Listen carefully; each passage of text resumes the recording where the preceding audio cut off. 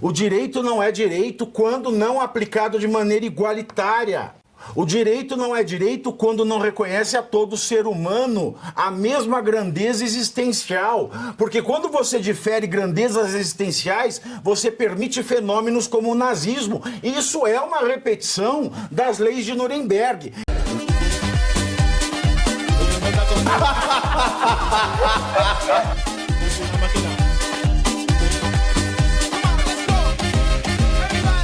Bom, meus queridos, agora é hora de falar dele.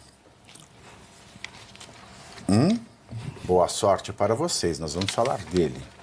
De quem é que eu vou falar? De quem é que eu vou falar, hein? Da câmera. Oi? Da câmera. Aquele que dá a Avada Kedavra. Avada Kedavra. Aquele que prende o Felipe Martins dizendo que ele pegou um avião, mas não pegou. E que acha ruim que digam que a mulher dele pegou um avião que ela pegou, mas não pegou registrada. Nós vamos falar dessa... A gente tá careca de saber quem é. Do protagonista das notícias mais cabeludas, mesmo não tendo ele um fio de cabelo. O ministro Alexandre de Moraes, também conhecido como Rivaldo Jesus para os íntimos, manteve preso um réu pelos atos do 8 de janeiro.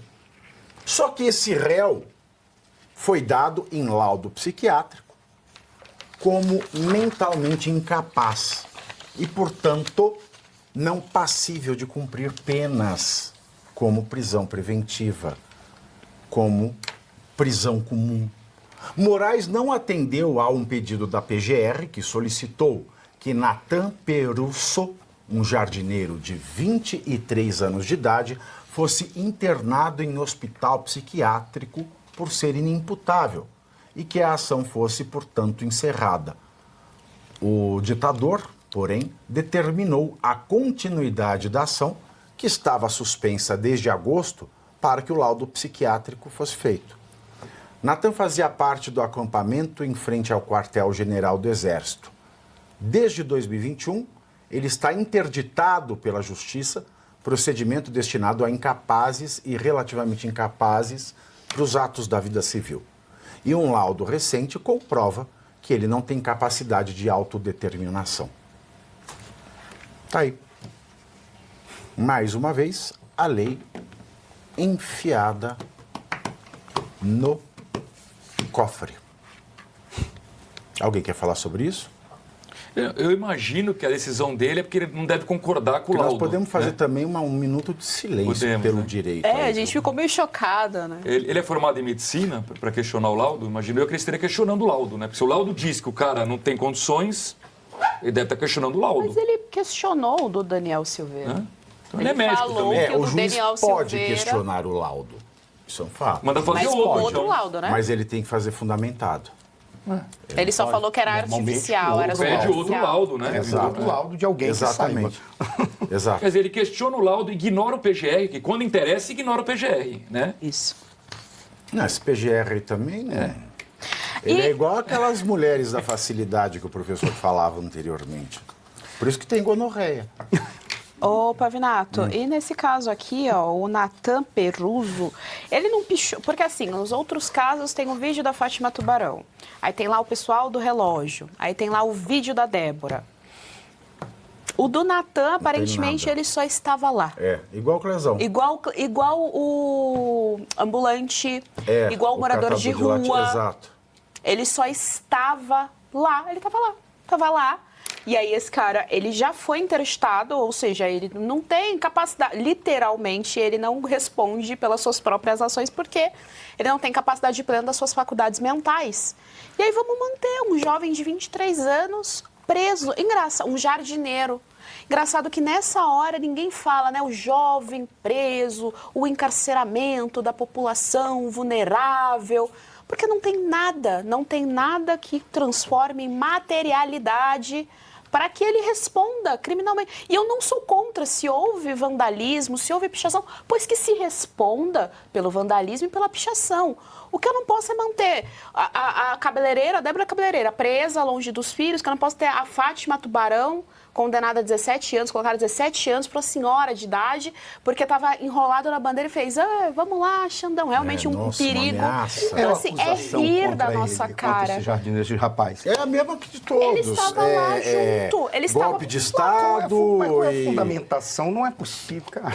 É isso. tem. É isso, assim, não tem... É o Você paraquedista estava sem medo, hein? lá. Ele vai saltar sem o paraquedas a qualquer momento Olha o desse. absurdo da justiça brasileira. Já Não, morreu há justiça, muito não, tempo. Não diga o nome justiça, que isso é ofensivo. Pois é. Essa Não merda tem. que estão fazendo, porque isso é desumanidade, isso é maldade pura. Isso é pura expressão da maldade. Isso é nazista. Ninguém se toca que isso é nazismo. Você sabe que a grande filósofa contra o totalitarismo, contra o nazismo, foi Hannah Arendt. Hannah Arendt era uma judia alemã. Ela conseguiu fugir com a ajuda do Heidegger, que era professor e amante dela, para Nova York. Então ela desenvolveu sua carreira em Nova York, senão ela teria ido para um campo de concentração e não existiria Hannah Arendt. E ela desenvolveu um trabalho tão intenso contra o totalitarismo que, no Brasil, quem trouxe esse trabalho dela para o debate na filosofia do direito foi o Celso Laffer, que foi meu professor de filosofia do direito, que foi orientando da Hannah Arendt em Nova York. Aí ele trouxe toda a obra de Hannah Arendt, a gente discutiu muito na faculdade, e hoje me incomoda muito o silêncio do professor Celso Laffer, porque parece que ele não aprendeu nada com ela. O direito não é direito quando é injusto. O direito não é direito quando não aplicado de maneira igualitária. O direito não é direito quando não reconhece a todo ser humano a mesma grandeza existencial. Porque quando você difere grandezas existenciais, você permite fenômenos como o nazismo. Isso é uma repetição das leis de Nuremberg. Quem é de direita, aplica-se as leis de Nuremberg. Quem não é, aplica-se todo o cabedal de direitos fundamentais, da Constituição, etc. e tal. É isso que está acontecendo no Brasil. Opa, Bibi, mas qual é a dúvida de que o nosso Supremo ele é elitista? Quando o Barroso faz a infeliz brincadeira e fala assim, 170 bilhões de reais serve para um bom fim de semana, qual é o parâmetro dele de bom fim de semana? É champanhe em Paris, hotel 6 estrelas? Óbvio que é. É, claro. Então é um Supremo elitista. Óbvio que a regra para rico é uma, para esses pobres aí, jardineiros, seja quem for, dane-se.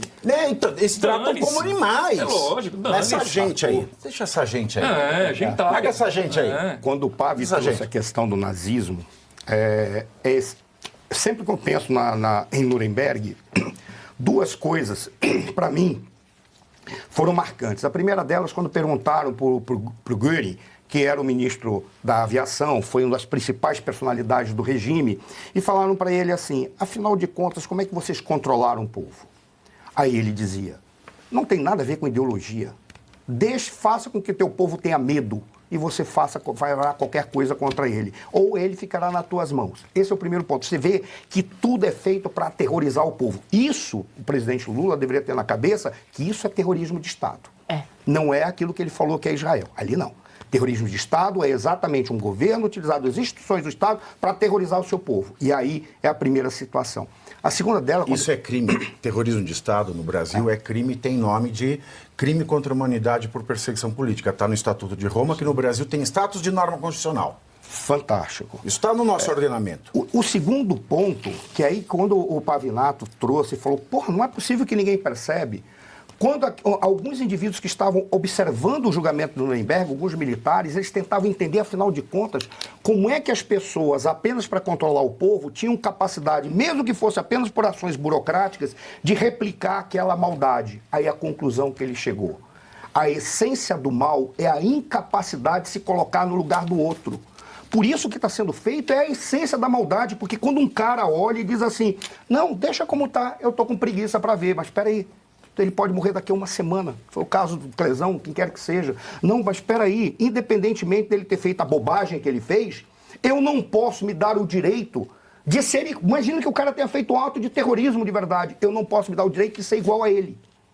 E não ter nenhum grau de empatia. Isso é a essência da maldade. E exatamente por isso que quando você fala, mas essa é a replicagem do que aconteceu na década de 30. É exatamente pela estrutura, pela burocracia, pelo descolamento da realidade, pela incapacidade de ter empatia com o outro. Eles não conseguem olhar, eles não conseguem nem entender que eles existem enquanto autoridades para servir a outro. Eles são servidores do povo.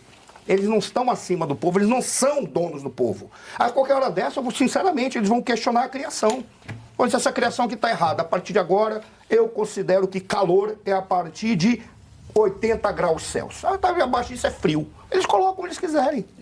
Eles vão se reverter às leis da natureza. Mas, infelizmente, é a realidade que a gente está vendo. Infelizmente, cara, eu falei isso, porque o que você trouxe, nós estamos vivendo o ambiente moral e emocional daquilo que aconteceu na década de 30. Só falta algum indivíduo falar, já que ninguém vai tomar conta dessa jossa de verdade, tragam as armas, fiquem do meu lado e eu vou dar para vocês o status, quase como o Maduro faz, o status de serem anjos do Deus que eu sou. Só está faltando isso. Quem vai ser esse cara eu não sei, mas eles podem cair antes. Eu espero que a sociedade acorde e essas autoridades que nós elegemos tenham um mínimo de vergonha na cara. Porque os bárbaros baterão nas portas das suas casas quando não tiver mais saída. E vocês vão sentir na pele. E sabe o que é pior? É pior porque é o nazismo enrustido. E o enrustimento deixa a pessoa pior do que ela é.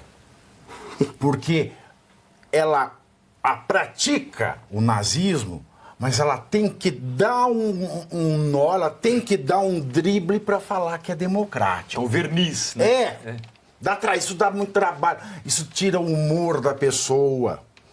Então, é pior ainda. É pior. Porque ela transforma em louco aquele que é vítima. Isso. É isso. Aquele que é vítima, ele transforma em louco. Porque ele fala que todo mundo... É igual o manicômio de antigamente. Que era para tirar as pessoas que você não gostava da sociedade. Você falava que ela é louco. Ah, por quê? Aí vinha um psiquiatra lá, que não tinha ciência de psiquiatria, vinha o Pinel lá e falava, ele tem mania circular, delirium tremens, não sei o quê. Aí todo mundo, não, aqui ó, Dr. Felipe Pinel disse que ele tem cara olhos. Ele escreve lá. Não, isso é um sinal, claro, sinal de cara olhos. Era assim a psiquiatria no começo. A sociedade olha e fala, ele tem cara olhos. Aí a pessoa fica louca mesmo. E é a mesma coisa no Brasil. Eles falam que se aproveitam do fato de que a sociedade não sabe o significado de democracia, fica falando que aquilo é democracia e quem fala contra eles é louco, é criminoso, é antidemocrático. Então é mais perverso que o nazismo ainda. Porque o nazismo pelo menos não ocultava a sua face. Né? Via quem quisesse ver. Aqui é um nazismo meio travestido. Bem, usando uma sainha de cheerleader assim, escrito democracia tchá-tchá-tchá. Só que não esconde nem os ovos a mini saia. Que ficam lá. E o chuchu na cara. A alegação técnica, jurídica, não sei se é assim que se diz, é que ele teria removido a tornozeleira que estava usando em liberdade provisória ou condicional, não sei exatamente como se diz também. Essa seria a alegação. Mas uma coisa que a aviação me ensinou é pensar nesses problemas sempre buscando a solução. E o que eu vejo no nosso sistema penal e prisional é que é uma coisa assim absolutamente compreensível. Existe espaço para punir severamente uma pessoa por coisas pequenas e existe espaço legal para não fazer nada contra pessoas que cometeram crimes seríssimos, como, por exemplo, o assassinato. Não consigo imaginar nenhum mais firme que isso. E acho que está mais do que na hora de discutir uma mudança desse sistema para que não haja margem para tanta interpretação assim. Eu sei que muitos vão dizer que no meio jurídico sempre vai haver margem para interpretação, mas não com tantas diferenças. E eu vejo que, até onde eu sei, em 1984, quando fizeram a mudança do sistema do Código Penal, que antes era causou algo e é preso. Era mais ou menos simples assim, depois eu peço que você esclareça melhor.